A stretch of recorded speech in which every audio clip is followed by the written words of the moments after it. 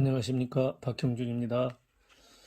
오늘은 두 번째 강의로 행복의 인문학적 성찰, 지금 여기에서 행복, 본론으로 들어가도록 하겠습니다. 오늘 여러분께서 보실 화면은 제4장, 지금 여기에서의 행복이 되겠습니다. 먼저 1. 삶의 지혜라고 되어 있는데요. 자, 이제 행복이라는 게 우리가 과거의 행복도 중요하겠지만은 사실은 지나가 버린 거죠. 또 미래의 행복도 물론 중요합니다. 그러나 아직은 미래는 오지 않은 거예요.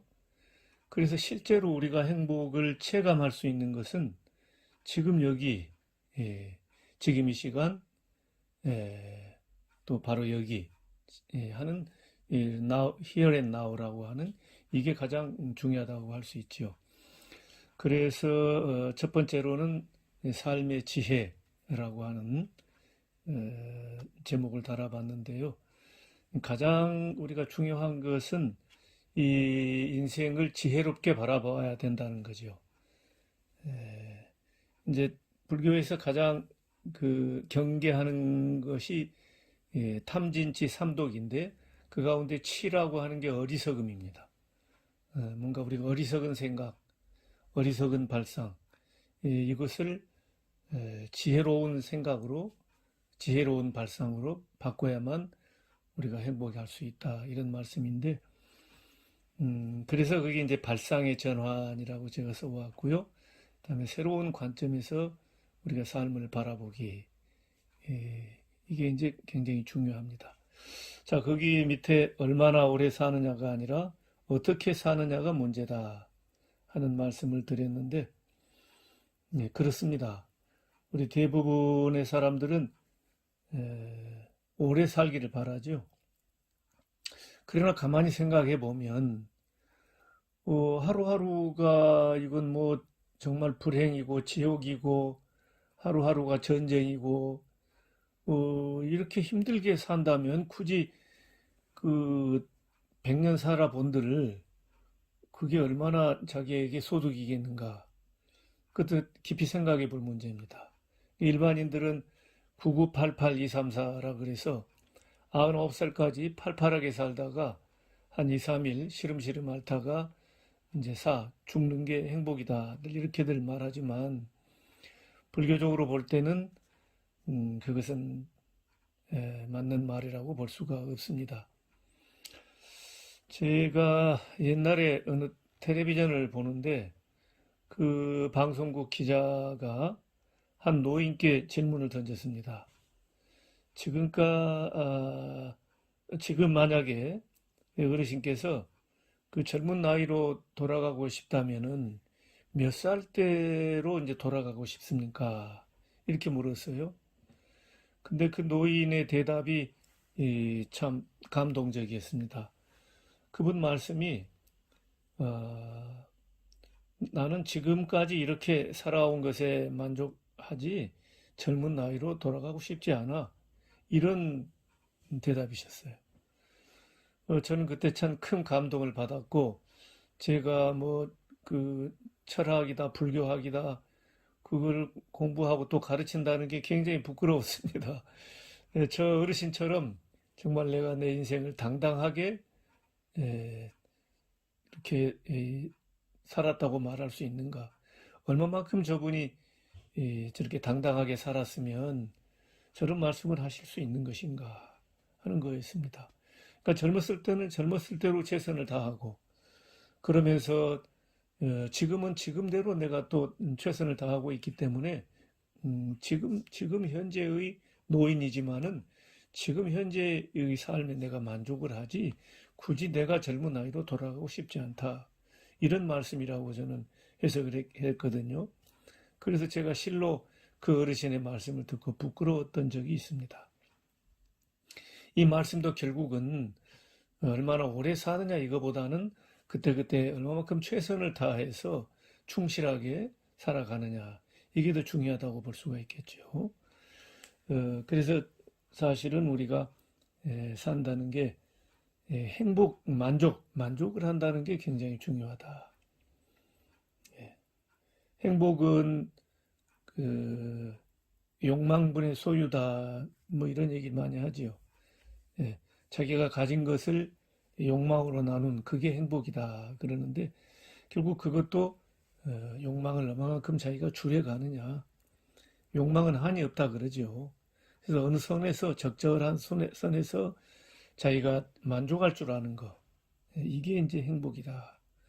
그래서 불교에서는 소욕지족, 욕심을 적게 하고 만족함을 알아라. 이렇게 얘기를 하죠. 예, 이제 자기가 항상 만족하면 감사하게 또 되어 있습니다. 그리고 감사하면 또 만족할 수도 있는 거죠. 그래서 요는 우리가 얼마나 사느냐, 여기 시간적으로, 양적으로 자기 삶을 계산하기보다는 이제 삶의 질입니다. 질적으로. 내가 하루를 살더라도 얼마나 행복하고 또 충실하게 사는가. 자장율사께서 그런 얘기를 하셨습니다.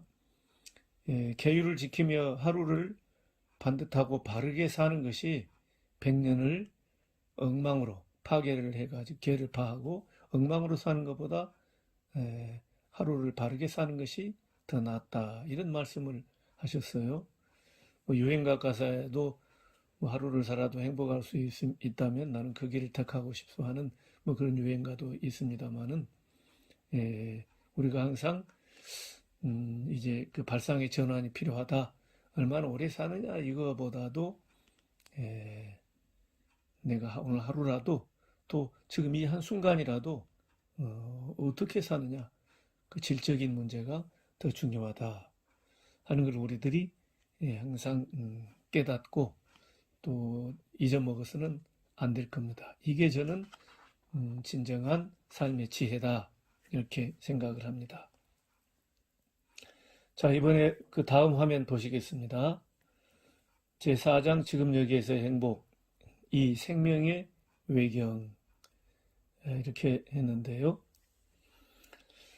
자, 거기 이제 바늘기의 비유, 맹구, 우목의 비유, 무시무종인 말씀을 드렸는데, 자, 우리들이 보통 보면 하루하루 그냥 그 일상을 보면, 그냥 또 하루가, 뭐 또 하루가 또 지났나 보다, 또 일주일이 지났나 보다, 되게 뭐 이렇게 많이 가지요. 그런데 무덤덤하게, 물론 그게 뭐 행복일 수도 있겠습니다만은, 저는 조금 더 치열하게, 또 우리 불교에서 깨어있자, 마음 챙김, 뭐 알아차림 많이 얘기하는데 우리 이 사람의 특히 그 생명, 생명의 외경, 이 생명이라고 하는 게 얼마나 경이로운 것인가. 우리는 뭐 물 먹고 숨 쉬고 살아있다는 것에 대해서 너무나 당연하게 생각할 수가 있어요. 그러나 가만히 생각해 보면은 내가 심장이 뛰고 내가 들숨 날숨 숨을 쉬고 뭐 이런저런 생각도 할 수 있고 이 살아있다는 게 얼마나 참 경이롭고 놀라운 것인가. 이걸 우리들이 항상 깨달아야 됩니다. 사람이 그 생명 현상이 끊어지면 뭡니까? 시체가 되는 거예요. 해골, 시체. 우리 정말 생각하고 싶지도 않지요. 근데 우리 사람도 그런 생명 활동이 끊어지면은 나라고 하는 것도 결국 시체에 불과합니다. 그러니 이 생명이라는 게 얼마나 또한 소중한 것인가 이렇게 우리가 알게 되는데 보통 우리가 살아갈 때는 그걸 깊이 생각을 안 한다는 거죠. 그게 문제입니다. 불교에서는 사람의 몸을 받는다는 것, 사람의 생명을 얻는다는 것이 얼마나 소중한 것인가 하는 여러 많은 비유가 있습니다. 뭐 맹구음에게 눈먼 거북이, 그러니까 구멍 뚫린 판자를 만난다 하는 그런 비유는 매우 유명한 건데, 저는 꽤 오래전에 어느 불교 문헌을 보다가 침공이라고 하는 비유를 보게 됐어요. 이 침공은 이제 바늘 구멍, 바늘 귀가 되겠습니다. 이 내용은 어떤 것이냐면은 어떤 사람이 수미산, 이 세상에서 가장 높은 산, 뭐 히말라야보다도 더 높은 가장 높은 산이라고 볼 수 있어요. 근데 한 사람이 바늘을 평지에 이렇게 꼽아놓고 그 수미산 꼭대기에 올라갑니다. 거기에서 실오라기 하나를 던져가지고 그 실오라기가 바늘 귀에 꿰일 확률, 이거는 뭐 거의 제로에 가깝겠지요.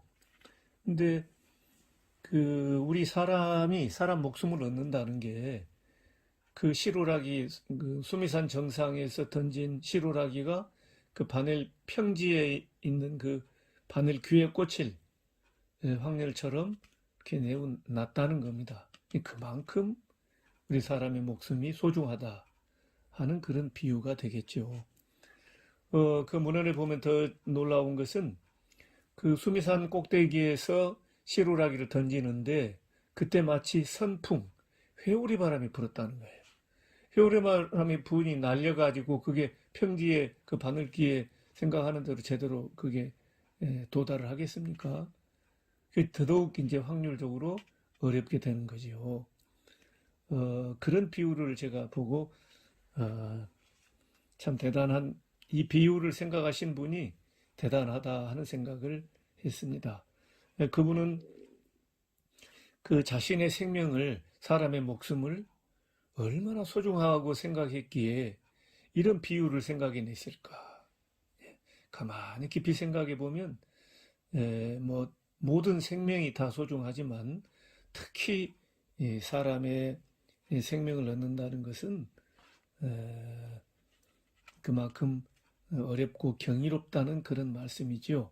그래서 우선 우리가 참다운 행복에 이르기 위해서는 우리 생명에 대한 외경, 경외심, 이걸 잃지 않아야 된다. 이것을 강조하고 싶습니다. 거기 이제 무시무종이다는 말씀을 썼습니다만은 흔히 우리 불교의 시간관, 불교의 역사관을 무시무종이라고 합니다.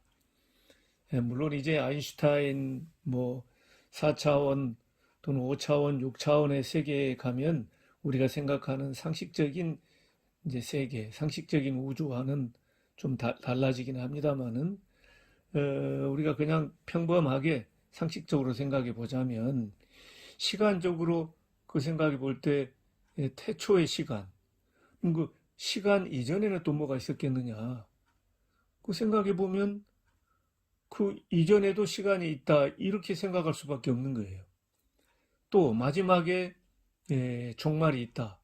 그런데 종말 그 이후에는 또 뭐가 있느냐? 그것도 우리가 보면 또 시간이라고 할 수밖에 없어요. 그래서 시간적으로 볼 때 우리는 무시무종이라고 합니다. 그러나 일반적으로는 이제 우리 우주의 역사가 뭐 137억 년 또는 136억 년이라고도 뭐 얘기를 하는데요.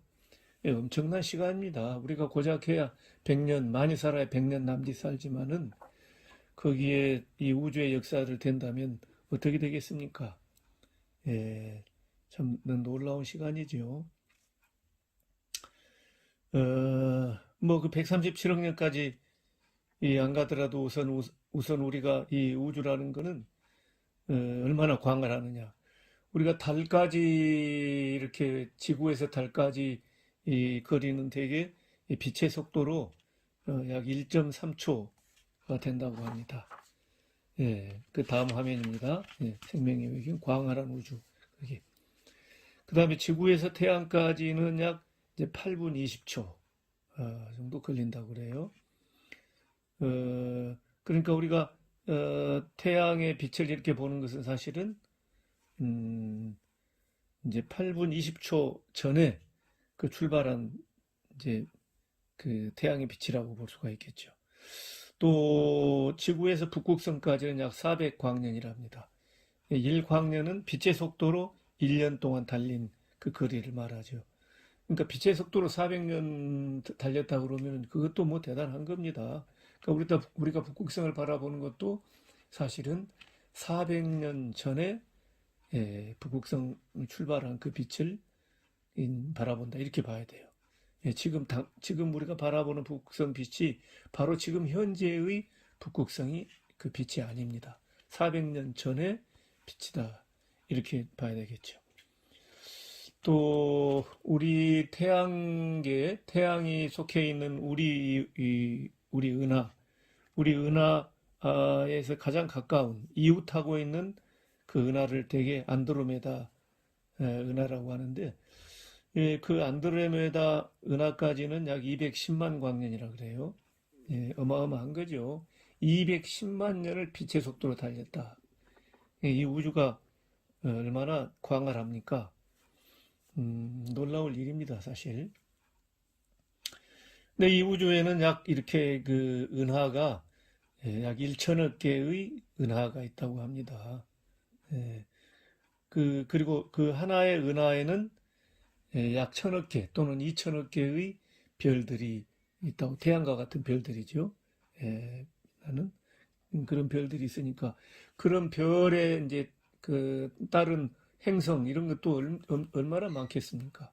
우리도 태양에 뭐 이제 그 우리 지구도 있고 무슨 화성도 있고 수성도 있고 달도 있고 막 하듯이 그런 행성이 딸려 있듯이 이 별만 해서 그래요.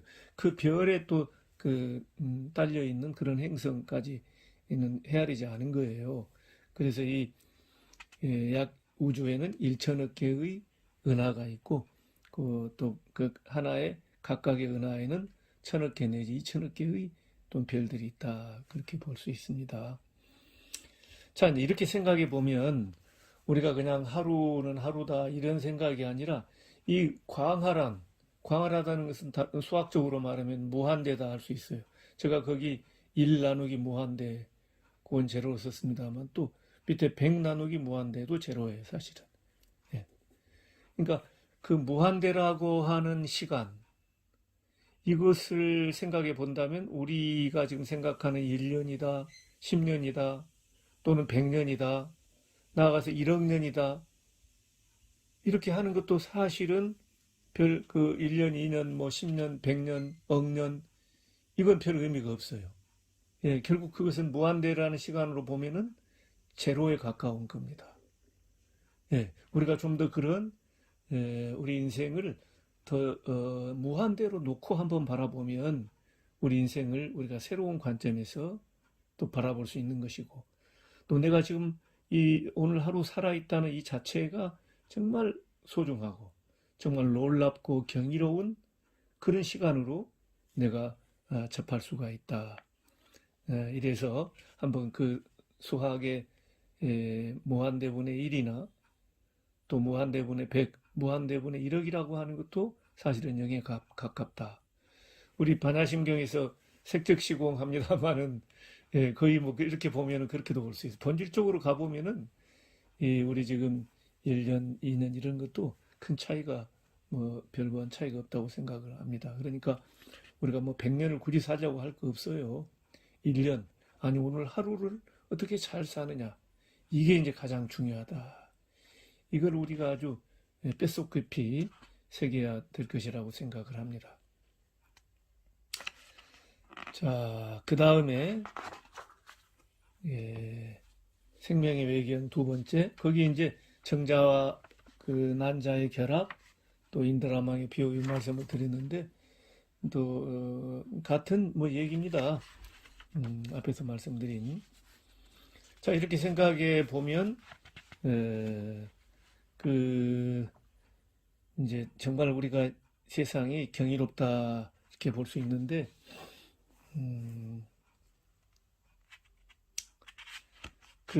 이제 정자와 난자의 결합이라는 말씀은 무슨 말씀이냐면 우리 사람의 생명이 태어났는데 좀 생물학적으로 좀 생각해 보더라도 우리는 아버님의 정자 또 어머님의 난자 거기서 이제 결합해 가지고 우리가 태어난 거잖아요.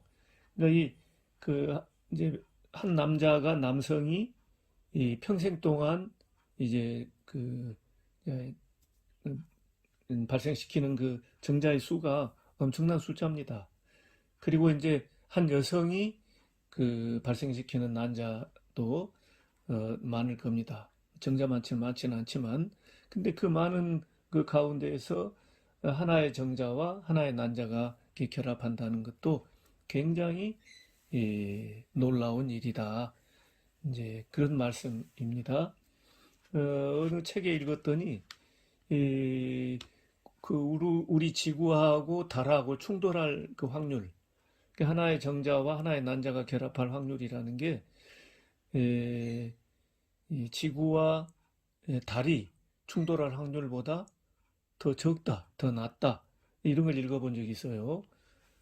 그만큼 이제 우리 생명이 소중하다, 그런 말씀이 되겠죠.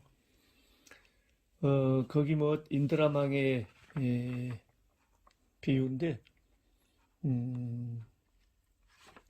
이 불교에서 이것도 매우 유명한 비유지요.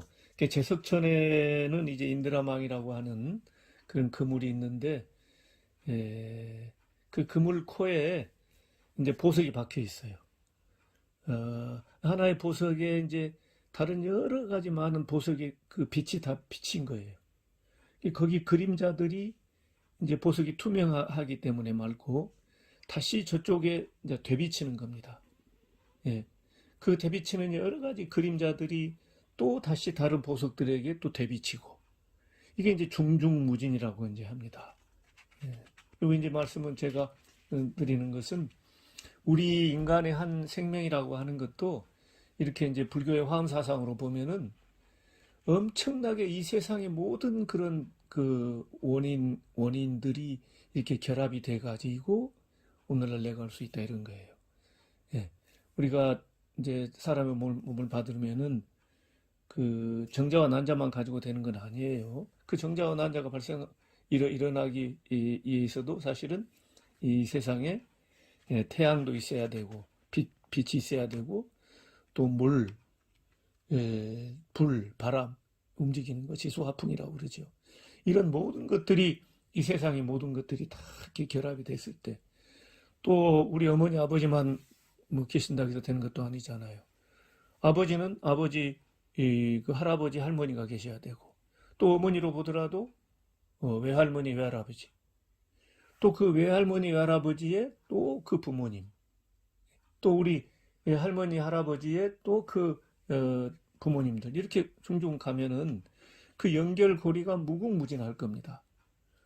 우리가 이제 그 가족적으로 보더라도 그 많은 연결고리 가운데서 하나만 끊어졌다 하더라도 나는 지금 존재할 수 없는 거예요. 예. 이 세상이 그렇게 모든 것들이 서로 다 이렇게 원인이 되어서 어느 하나가 이루어진다. 그래서 화엄에서는 우리가 그런 의상대사께서도 그 얘기 하셨잖아요. 일미진중 함시방이라, 법성계.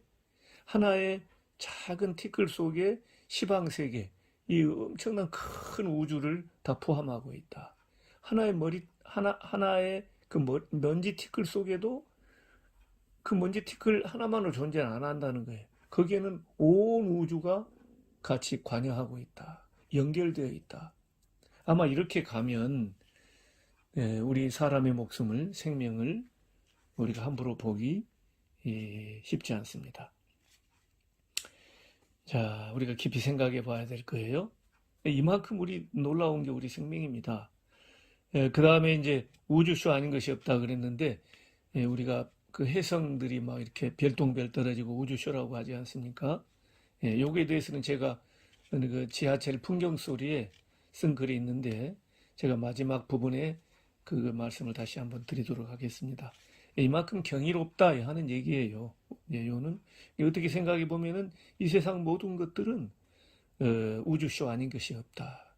이런 마음으로 우리가 사람의 생명을 비롯해서 동물의 생명, 식물의 생명, 더 나아가서 무생물, 돌멩이 하나, 무슨 한 방울의 물, 우리 불교에서 유정무정합니다마는 이제 그렇게 가보면 모래 한 알도 참 소중하고 경이로운, 거기까지 가게 되는 겁니다. 우리가 이제 이렇게 가보면 우리 삶을 어떻게 돌 것인가. 그래서 우리가 서로 친구들하고 약주 한 잔, 곡차 한잔 하더라도 우리가 또 좀 달라지지 않을까 싶습니다. 제가 좋아하는 그 시가 이제 백낙천의 이제 대주, 술을 대하며 하는 얘기잖아요. 예. 아마 여러분들이 이 친구들하고 술 한잔 할 때도 뭐 그냥 건배하고 말 것이 아니라 이 백낙천의 대주 시 한 수 딱 읽으면서 한 잔들 하시면은 훨씬 더 좀 색다를 것이다 생각을 합니다. 예, 여러분 아마 다 알고 계실 거예요. 와우각상 쟁하사 석화강중 기차신 수부 수빈 차활락 차안락 편안한 한자도 씁니다만은 불개구소시 진이라. 예. 와우각상 그 왼쪽에 다람쥐 아니죠. 다람쥐가 아니라 달팽이. 달팽이 그 달팽이 뿔에 사람들이 그 막대기 들고 싸우지요. 그 그림이 그 달팽이 그림입니다. 달팽이 뿔 위에 와우각상 쟁하사 무슨 일로 그렇게 싸우냐 이 말입니다. 우리가 살고 있는다는 게 실제로 아주 작은 공간이에요. 달팽이 뿔만한. 거기서들 뭘 그렇게 싸우고 하느냐 하는 얘기예요. 석화강중 기차신이라. 우리가 100년을 산다고 하지만 생각해 보면은 석화, 부싯돌을 부딪혀가지고 잠깐 번뜩하는 그 짧은 시간에 빛 속에서 석화강중이죠. 거기에 차신 이 몸을 의지하고 기차신하고 산다 이 말입니다. 우리가 잠깐 하는 인생이다 이겁니다. 그러니 수부 수빈 차할락이요. 수부 좀 부유할 때는 부유한 대로 수빈, 가난할 때는 또 가난한 대로 가난을 따라서 차할락. 또한 항상 이렇게 편안하고 즐거우니 불개구소 시친이라. 불개구소, 불개구. 입을 열어서 속 웃지 않는다면 이 사람은 친 어리석은 사람이다. 이렇게 우리가 걱정하고 애태울 것도 없다는 얘기입니다. 그래서 항상 웃고 좀 낙천적으로 살 필요도 있다는 그런 이제 말씀인데 참 제가 좋아하는 시입니다. 와우각상 쟁하사 달팽이 뿔 위에서 무슨 싸움질이냐 석화강중 기차신이라. 부싯돌 반짝하는 그 짧은 시간에 내가 몸을 맡기고 내 생명을 인생을 맡기고 있는 것이니 수부 수빈 자할락. 조금 부유하면 부유한 대로 또 가난하면 가난한 대로 항상 즐겁게 살자. 불개구소 시진이라. 입을 열어 웃지 않는다면 이건 어리석은 사람이다 하는 그런 얘기가 되겠습니다. 이런 마음으로 우리가 산다면 좀 더 용서도 하고 좀 관대하게 되고 더 너그럽게 되지 않을까 싶습니다. 너무 그냥 그렇게 아웅다웅 하면서 살 이유가 없지 않느냐 이렇게 생각해 볼 수 있겠죠. 자, 그 다음에는 여기 이 스님은 그 틱나탄 스님입니다. 참여불교라고 하는 그런 이제 새로운 불교의 흐름을 이렇게 이제 참여불교라는 이름도 엔게이지드 부디즘이라고 하는데요. 여러분이 잘 아시는 틱나탄 스님입니다. 이분이 지으신 화라든가 하는 여러 가지 책도 우리나라에 많이 소개되어 있어요. 그래서 틱나탄 스님은 원래 이 틱나탄은 이 한자 사실 베트남에도 한자를 씁니다. 그래서 이게 한자에 틱은 석입니다. 석. 우리 석가모니 할 때 석이에요. 석. 그다음에 낫은 일입니다. 한일자 일. 한은 단일 행입니다. 그러니까 석일행인데 이게 베트남 발음으로 틱낫한입니다. 틱나탄 스님, 석일행 스님이에요. 이 스님도 원래는 이제 중국의 임재선의 영향을 많이 받으신 분입니다. 그래서 임재선에서는 사실 바로 지금 여기 굉장히 중시합니다. 그런 어떤 임재선의 선풍을 받고 계시다고 볼 수 있는데 이분들은 참 세계인들을 다 함께 해가지고 프랑스 플럼블리지라고 있죠. 거기서 이제 세계인들이 여기 와서 명상하고 걷기 명상도 주로 이제 많이 하는데 저도 스님을 제가 동국대 재직할 때 한 3일간 동국대 중강당에서 계속해서 이제 특강을 하신 적이 있는데 제가 그 특강 3일간 계속해서 진행을 한 그런 일이 있습니다. 스님을 참 이렇게 곁에 있으면 편안해지고 행복해지고 하는 저는 그런 이제 경험을 했습니다만은 이분께서 이제 뭘 얘기하시느냐? 제가 아까 말씀드린 그거예요. 우리가 살아있다는 게 또 내가 지금 생명을 가지고 인간으로서 이렇게 살아간다는 것이 그게 바로 기적이고 그 기적은 참 놀라운 일이란 말씀이 되겠죠. 그걸 강조하시는 거예요. 순간순간 일상적인 그냥 생각에 그 매몰되지 말고 이렇게 좀 더 우주적인 넓은 그 입장에서 나의 인생을 생각하면 모든 어려움도 잘 극복할 수 있다. 그리고 순간순간 그게 기적이라고 생각하면 얼마나 소중하겠어요. 한 순간순간이. 그런 그 가르침을 주셨는데 그 영어가 바로 그런 겁니다. To live in the present moment is a miracle.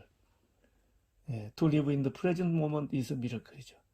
In the present moment, 이 현재의 순간, 현재의 순간에 살아있다는 것이, 살아간다는 것이 is a miracle. 기적이다. The miracle is not to walk on water. 기적이라는 것은 on water, 물 위를 걸어가는 것이 아니다. The miracle is to walk on the green earth in the present moment. 기적이라는 것은 in the present, 지금 이 순간에 내가 이 그린 어스지요. 이 푸른 지구 위를 걸어가는 것이다. 내가 이 푸른 땅 위를 걸어가는 그것이 기적이다. 또한 기적이라는 것은 to appreciate the peace and beauty that are available now. 지금 available이라는 것은 지금 사용 가능한, 지금 유용한 이 말이에요. 그러니까 바로 지금 내 눈앞에 펼쳐진 peace and beauty, 이 평화로움, 이 평화, 그리고 이 아름다움, 이것에 내가 이것을 감상하고 또 거기에 내가 감사하는 것, 이것이 바로 기적이다. 기적을 엉뚱한 데서 이렇게 찾지 말아라 하는 얘기입니다. 뭐 무리를 걷고 하늘을 날고 이게 기적이 아니라는 거예요. 내가 지금 살아있다는 거, 그리고 푸른 땅 위를 걸어가는 거, 그리고 내가 지금 거기서 느끼는 그런 평화, 아름다운 경치, 풍광, 이것이 바로 기적이다 하는 말씀이에요. 그러니 사실 우리가 직장에서 일을 하고 학교에서 공부를 하고 그런 모든 순간순간이 사실은 그게 다 기적이다. 이렇게 이제 생각할 수 있는 거예요. 모든 우리의 삶이 순간순간이 하루하루가 기적이라고 생각한다면 이게 행복 아닐까요? 예. 거기는 아마 근심, 걱정, 불평, 불만이 끼어들 틈이 없을 겁니다. 그래서 우리가 이 틱나탄 스님의 이 말씀, 이런 임재선사의 영향인지는 몰라도 중국에서도 이런 속담이 이렇게 쭉 내려오는 걸로 알고 있습니다. 틱나탄 스님께서 가르치신 이 기적이 뭐냐 하는 이 말씀 우리들이 가능하면 순간순간 잊지 말고 항상 기억한다면 우리 삶을 스스로 추스리는데 많은 도움이 되지 않을까 싶습니다.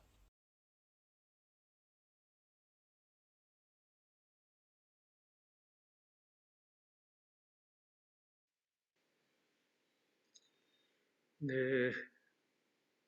그 다음으로는 이제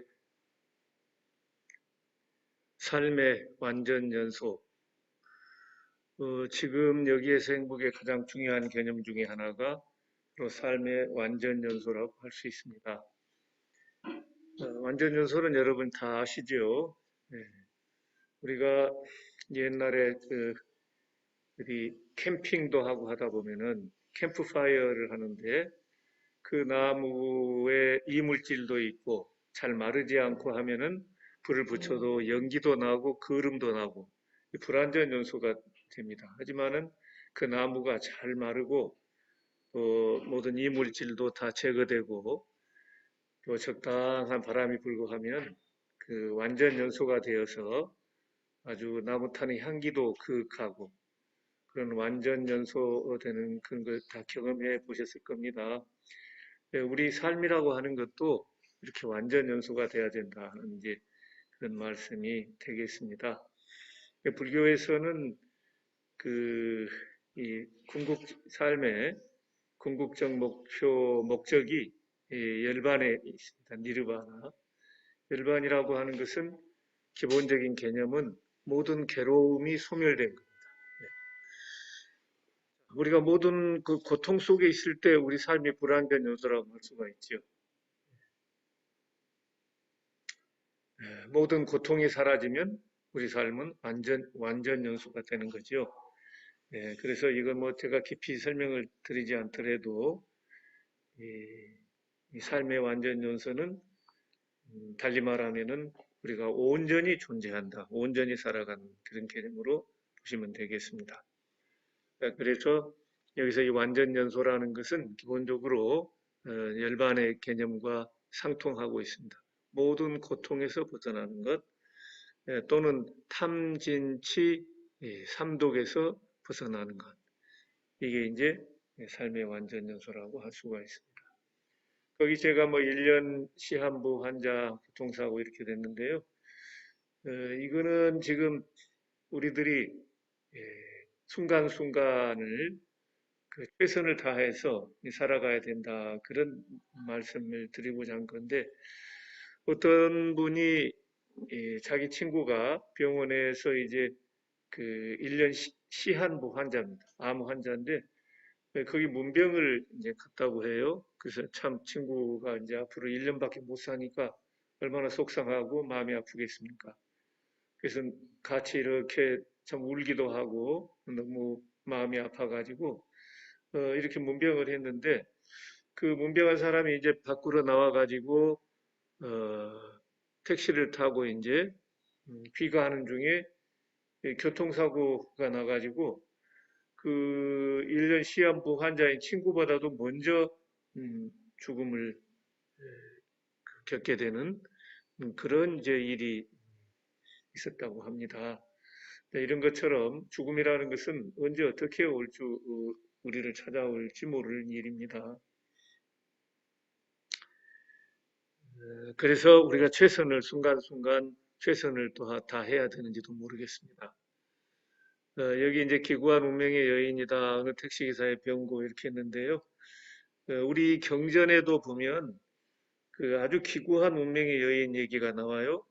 남편이 죽고 또 두 아들이 죽고 친정 식구들도 죽고 막 이래요. 그래서 나중에 너무 이제 그걸 그 고통과 슬픔을 감당할 수가 없어서 이제 부처님을 찾아뵙고 또 결국은 이제 출가해서 비구니가 되는 그런 얘기도 나옵니다. 여기 이제 어느 택시 기사의 병고라고 하는 거. 제가 이거는 뭐 실제로 어느 그 택시를 타고 기사님하고 얘기하다가 아주 정말 그 집안이 우환이 참 많더라고요.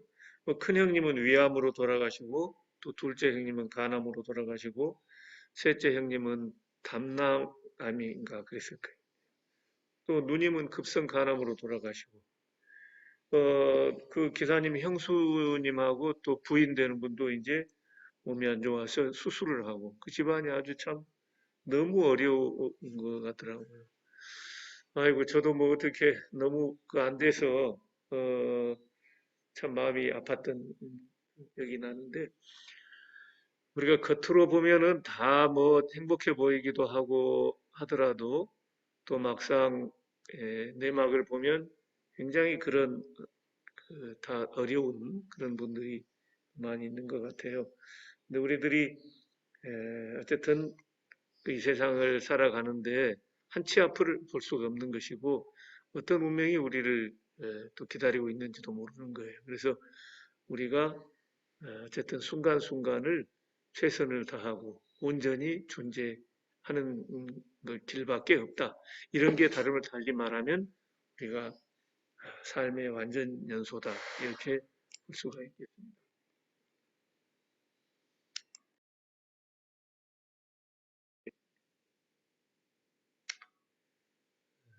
역시 여기 뭐 유명한 시입니다. 양강모 시인의 무료라고 하는 시인인데 불평불만하기보다는 조금 생각을 바꾸어서 그 발상의 전환이라고 할까요? 조금은 생각을 달리 해보면 우리들이 늘 그냥 무심히 지나쳐 버리는 햇볕 한 줌, 따뜻한 햇볕, 이것도 무료다.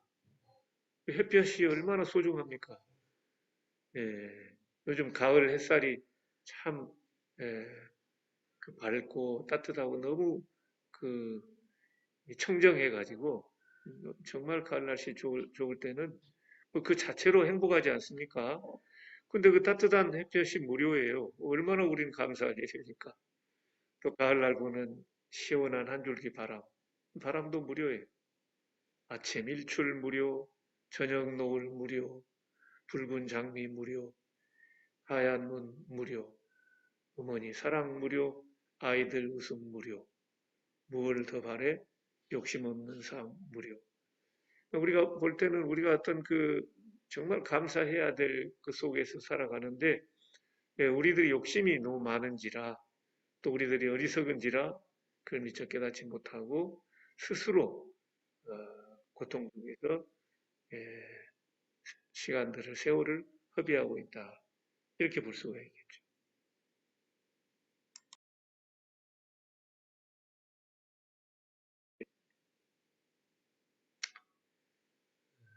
역시 여기 뭐 유명한 시입니다. 양강모 시인의 무료라고 하는 시인인데 불평불만하기보다는 조금 생각을 바꾸어서 그 발상의 전환이라고 할까요? 조금은 생각을 달리 해보면 우리들이 늘 그냥 무심히 지나쳐 버리는 햇볕 한 줌, 따뜻한 햇볕, 이것도 무료다. 햇볕이 얼마나 소중합니까? 예, 요즘 가을 햇살이 참 예, 그 밝고 따뜻하고 너무 그 청정해가지고 정말 가을 날씨 좋을 때는 뭐그 자체로 행복하지 않습니까? 근데 그 따뜻한 햇볕이 무료예요. 얼마나 우린 감사하게 됩니까? 또 가을날 보는 시원한 한 줄기 바람. 바람도 무료예요. 아침 일출 무료, 저녁 노을 무료, 붉은 장미 무료, 하얀 문 무료, 어머니 사랑 무료, 아이들 웃음 무료, 무얼 더 바래? 욕심 없는 삶 무료. 우리가 볼 때는 우리가 어떤 그 정말 감사해야 될 그 속에서 살아가는데 우리들이 욕심이 너무 많은지라 또 우리들이 어리석은지라 그걸 미처 깨닫지 못하고 스스로 고통 속에서 시간들을 세월을 허비하고 있다. 이렇게 볼 수가 있겠죠.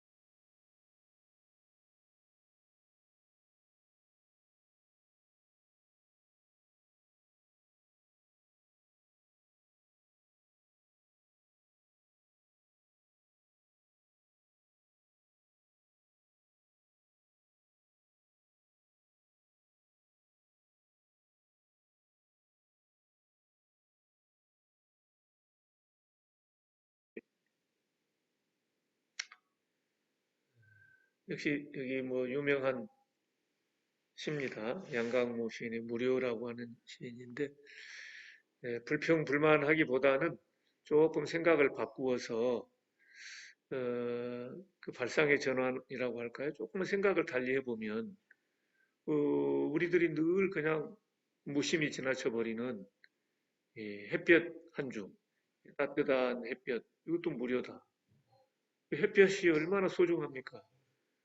예, 요즘 가을 햇살이 참 예, 그 밝고 따뜻하고 너무 그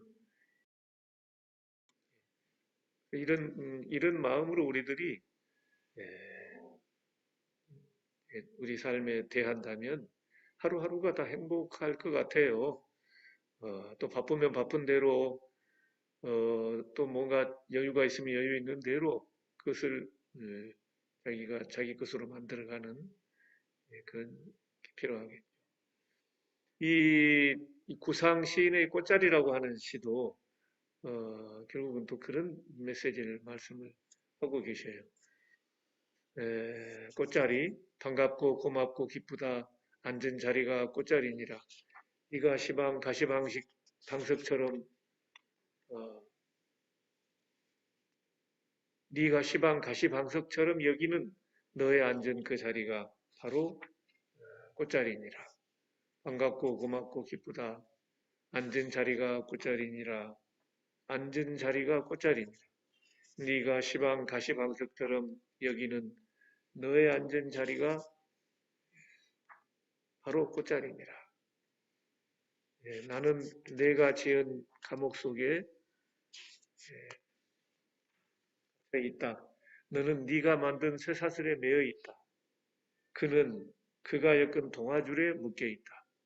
우리는 저마다 스스로의 굴레에서 벗어났을 때 대사 세상이 바로 보이고 삶의 보람과 기쁨도 맛본다. 앉은 자리가 꽃자리니라.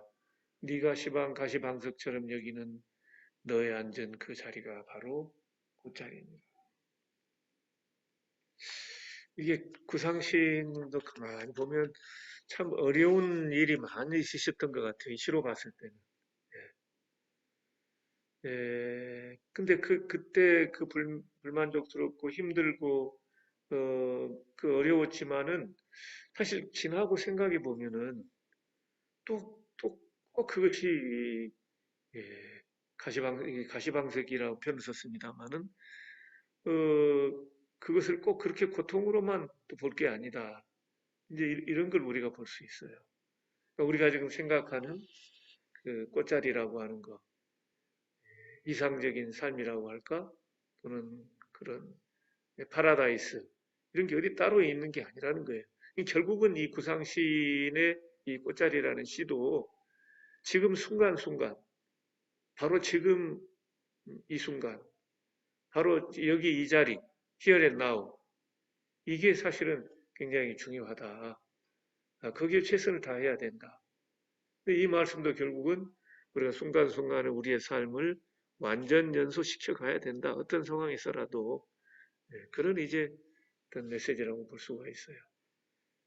그래서 저는 오히려 이 꽃자리라는 시를 읽으면서 구상신께서도 참 우여곡절이 참 많으셨구나.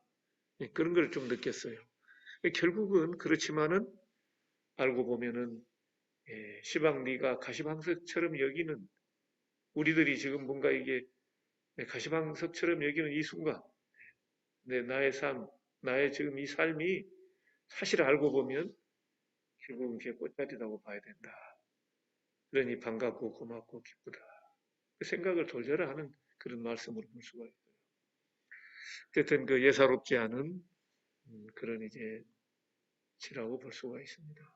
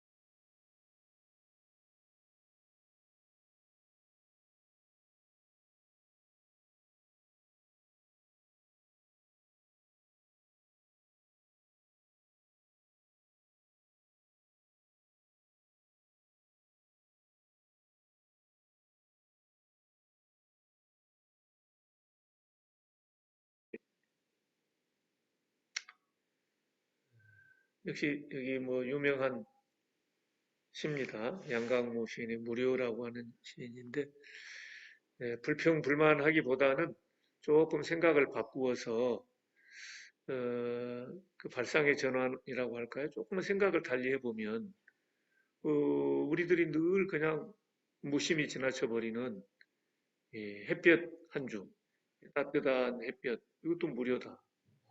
그 햇볕이 얼마나 소중합니까?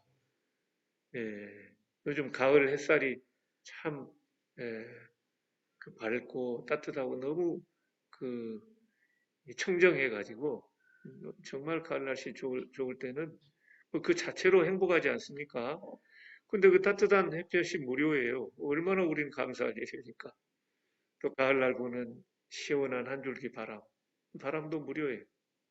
아침 일출 무료, 저녁 노을 무료, 붉은 장미 무료, 하얀 문 무료, 어머니 사랑 무료, 아이들 웃음 무료, 무얼 더 바래?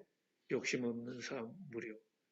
우리가 볼 때는 우리가 어떤 그 정말 감사해야 될 그 속에서 살아가는데 우리들이 욕심이 너무 많은지라 또 우리들이 어리석은지라 그걸 미처 깨닫지 못하고 스스로 고통 속에서 시간들을 세월을 허비하고 있다. 이렇게 볼 수가 있겠죠.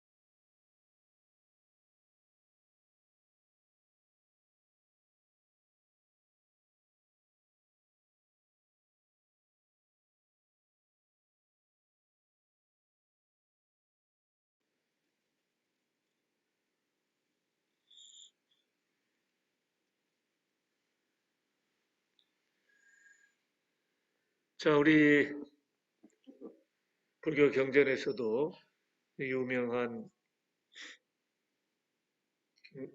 가르침이죠. 일야현자경이다. 많이 얘기를 하는데 이 일야현자경의 말씀도 사실은 그렇게 강조하고 있습니다. 이랬나오. 과거를 좇지 마라. 아직 오지 않은 미래를 생각지 마라. 과거 그것은 이미 지나가 버린 것, 미래의 그것은 아직 이르지 않은 것. 그러므로 오직 현재를 잘 관찰하라. 들뜨지 말고 움직이지 말고 그것을 추구하고 그것을 실천하라. 아직 오직 오늘 마땅히 할 바를 열심히 하라. 그 누가 내일 죽음이 있음을 알랴. 참으로 저 죽음의 대군과 마주치지 않을 수는 없도다. 능히 이러히 추구한 자는 마음을 다하여 밤낮 없이 게으르지 않고 실천하느니 이러한 자를 이리야 현자라 하고 또한 마음 고요한 자라 하느니라. 자, 여기서도 마찬가지입니다. 우리 이 많은 사람들은 늘 과거를 생각하고 뭐 잘못한 일은 후회하고 또 뭔가 자기가 그 억울하고 참 불쾌하고 이런 것들은 또 생각하면서 언짢아하고 그렇게 늘 과거에 연연하는 그런 경우도 참 많습니다. 아무리 떨쳐버리려고 해도 기분 나빴던 거는 계속 하고 누군가가 나를 그렇게 무시하고 그런 거는 또 쉽게 또 못 잊지요. 근데 이미 과거는 다 흘러가고 있는데 우리가 그 과거에 얽매여 가지고 현재 이 소중한 현재의 금싸라기 같은 그 현재를 지나쳐 버리는 경우가 참 많아요. 또 오지 않은 미래는 아직 오지 않았죠. 그런데 미래에 대한 여러 가지 근심 걱정을 하면서 이 현재라고 하는 금쪽 같은 시간을 또 허비하는 이런 일이 얼마나 많습니까? 아마 그런 어리석음을 이 이리야 현자경에서 깨부수고 있다. 이렇게 생각을 합니다. 이 말씀도 결국은 이 순간이 내가 최선을 다하고 또 삶을 완전 준수해 가자. 이런 말씀으로도 볼 수 있죠.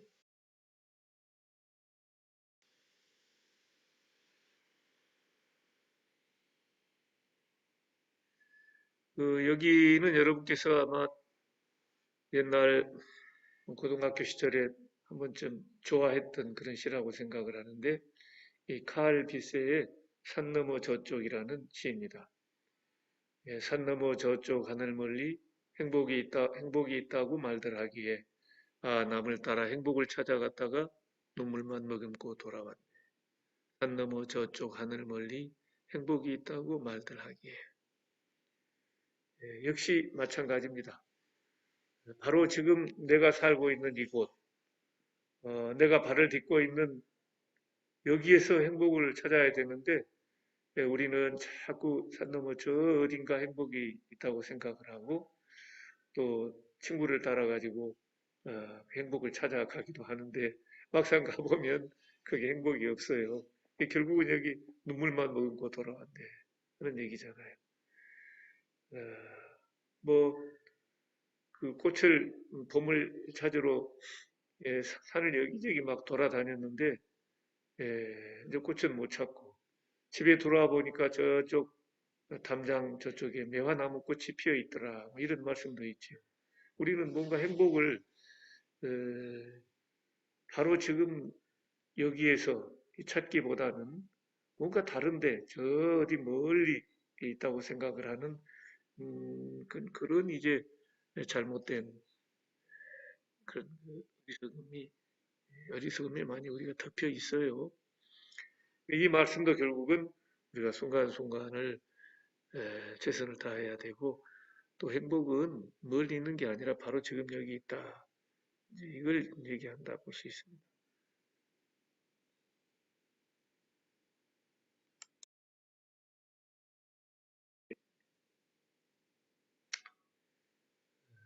역시 여기 뭐 유명한 시입니다. 양강모 시인의 무료라고 하는 시인인데 불평불만하기보다는 조금 생각을 바꾸어서 그 발상의 전환이라고 할까요? 조금은 생각을 달리 해보면 우리들이 늘 그냥 무심히 지나쳐버리는 햇볕 한 줌, 따뜻한 햇볕, 이것도 무료다. 그 햇볕이 얼마나 소중합니까? 요즘 가을 햇살이 참 예, 그 밝고 따뜻하고 너무 그 청정해가지고 정말 가을 날씨 좋을 때는 뭐그 자체로 행복하지 않습니까? 근데 그 따뜻한 햇볕이 무료예요. 얼마나 우린 감사하지 됩니까? 또 가을날 보는 시원한 한 줄기 바람도 무료예요.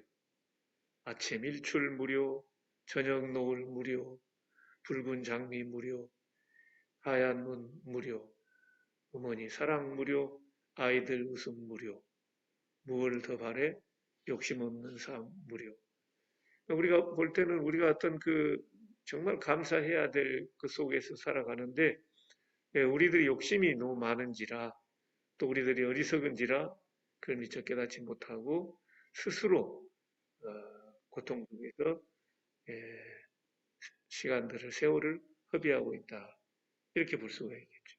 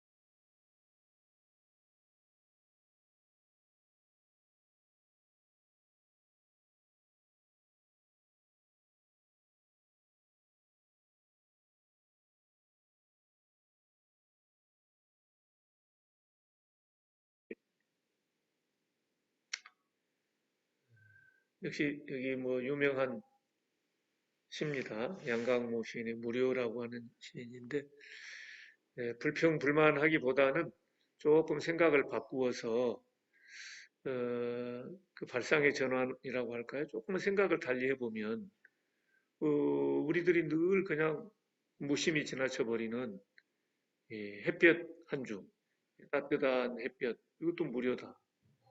그 햇볕이 얼마나 소중합니까? 예, 요즘 가을 햇살이 참 예, 그 밝고 따뜻하고 너무 그 청정해가지고 정말 가을 날씨 좋을 때는 그 자체로 행복하지 않습니까? 근데 그 따뜻한 햇볕이 무료예요. 얼마나 우린 감사할 일입니까? 또 가을날 보는 시원한 한 줄기 바람. 바람도 무료예요. 아침 일출 무료, 저녁 노을 무료, 붉은 장미 무료, 하얀 문 무료, 어머니 사랑 무료, 아이들 웃음 무료, 무얼 더 바래? 욕심 없는 삶 무료. 우리가 볼 때는 우리가 어떤 그 정말 감사해야 될 그 속에서 살아가는데 우리들이 욕심이 너무 많은지라 또 우리들이 어리석은지라 그걸 미처 깨닫지 못하고 스스로 고통 속에서 시간들을 세월을 허비하고 있다. 이렇게 볼 수가 있겠죠.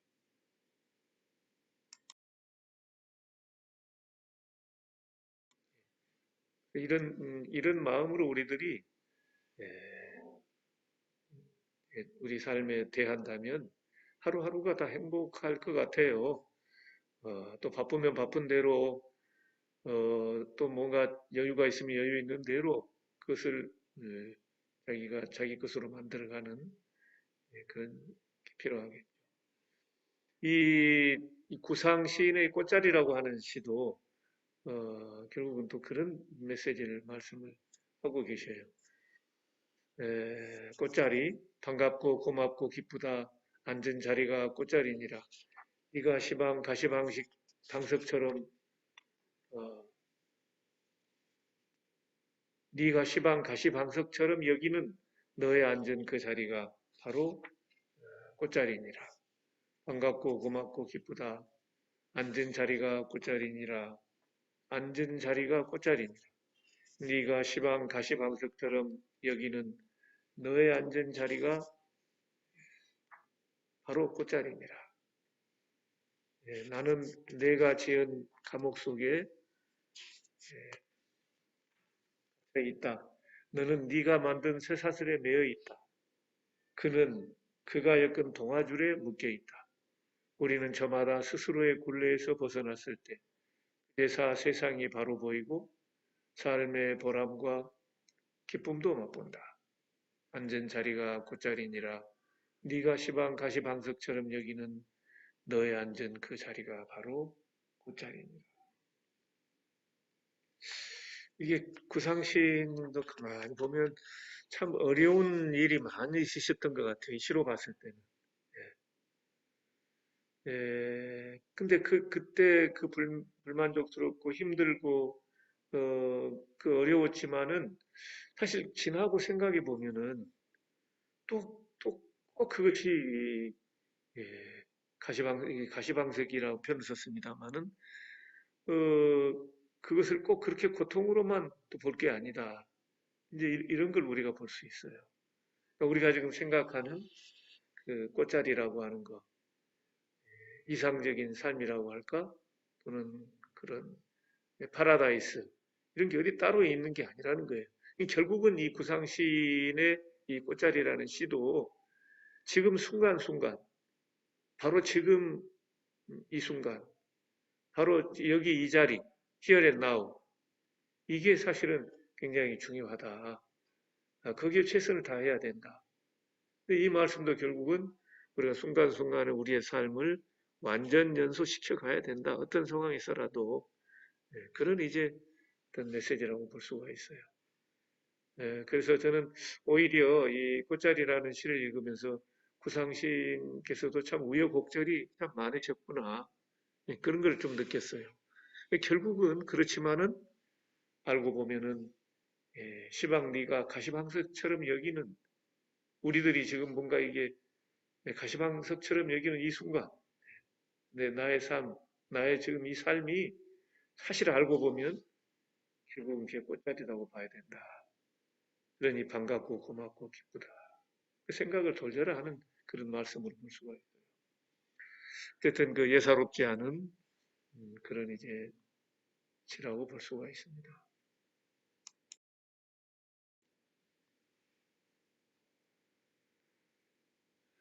자, 여기도 뭐 여러 이런저런 말씀들을 제가 다그 성경에서도 한번 좀 인용을 했고요. 하나님 나라는 여기 있다 저기 있다 하고도 못하리니 하나님의 나라는 너희 안에 있느니라. 예, 천국이라고 하는 게 어디 저 북쪽에 있다든가 아니면 저 남쪽에 있다든가 그렇게 그게 있는 게 아니라는 얘기입니다. 결국은 천국은 너희 안에 우리들 마음 안에 있다 이렇게 우리 마음 안에 있다는 것은 결국 뭐겠습니까? 지금 현재 여기가 내가 가장 중요하다 이런 얘기겠고요. 네, 아까 here is the rose, here 단체 회계 말씀 드렸고요.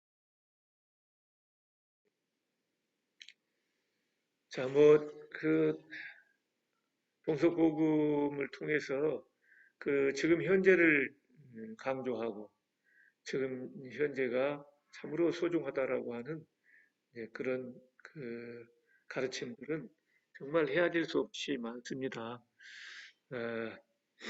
여러분께서 항상 더 많은 독서를 통해 가지고 이제 자꾸 읽고 스스로 그렇게 또 공감하고 하면서 또 그런 것을 실천해 갈 수 있도록 해야 할 것 같습니다. 요거를 이제 마지막 좀 보면은 그는 지하철에 제가 그 풍경 소리라고 있는데 거기에 뭐 몇 편의 글을 썼던 건데요. 그 중에 하나입니다. 오늘 그거 읽으면서 강의를 줄일 겁니다. 마음의 눈으로 바라보기만 한다면 밤하늘의 혜성들이 버리는 불꽃놀이만 우주쇼는 아닙니다. 우주 속의 작은 별 지구, 그 지구의 차가운 표피를 뚫고 여린 손을 내미는 새싹, 순박한 향기로 피어나는 들꽃, 가을바람에 춤추며 떨어지는 낙엽, 바람과 구름을 노래하는 새들, 흙 한 줌, 모래 한 알, 그리고 여기 이렇게 살아 숨쉬며 느끼고 생각하는 우리. 이 모든 것이 다 우주쇼입니다. 우리가 미망의 어둠을 밀쳐내고 욕망의 헛된 꿈에서 깨어나 마음의 푸른 눈으로 가만히 바라보기만 한다면 우리가 이제 우주쇼 뭐 혜성들 막 별똥별 떨어지고 할 때 우리 되게 우주쇼라고 하지 않습니까? 근데 문득 그런 생각이 들었어요. 아니 생각해 보면 깊이 조금 생각해 보면 맨 마지막에 제가 그 욕망의 헛된 꿈에서 깨어나 또 미망의 어둠을 밀쳐내고 마음의 푸른 눈으로 가만히 바라보기만 한다면 그 이제 조건부를 얘기를 했는데 우리가 뭘 여러 가지 쓸데없는 욕망으로 들끓고 그래서 우리의 눈을 흐리게 해서 그렇지 이 모든 색안경을 버리고 욕망을 다 내려놓고 정말 순수한 마음으로 세상을 바라본다면 이 세상 모든 것이 다 우주쇼다 이런 얘기했습니다. 우주쇼라는 게 얼마나 참 놀랍고 행복하고 신기하고 그렇습니까? 너무 감사한 일들이죠. 그래서 결국은 이제 이것도 우리가 이런 마음으로 이 세상을 본다면은 삶의 완전 연속 이게 바로 불교의 열반입니다. 열반이 우리가 꼭 죽어서만 성취하는 것은 아니에요. 우리들이 바로 지금 여기에서 행복을 성취할 수 있고 행복을 이룰 수가 있다. 그래서 과거의 행복 또는 미래의 행복 뭐 이거는 우리가 어떻게 붙잡을 수가 없어요. 결국은 바로 지금 순간순간 이렇게 가는 거기 때문에 예, 하루를 그렇게 그냥 쉽게 허비한다든가 이런 일이 있어서는 안 되겠죠. 또 하루하루니까 시간, 결국은 이 순간순간이 가장 중요하죠. 그러니까 법륜 스님이 그러셨는가요? 예. 지금, 지금 바로 당장 행복해라. 그 말씀이 그 깊은 통찰과 또 사색에서 나온 지혜의 말씀이 아닌가 싶습니다. 어찌됐든 우리가 이 세상 살아가면서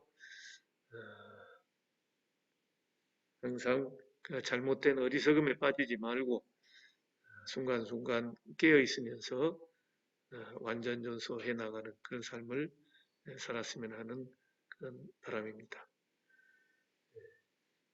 지금 여기에 생복문 이상으로 마치도록 하겠습니다.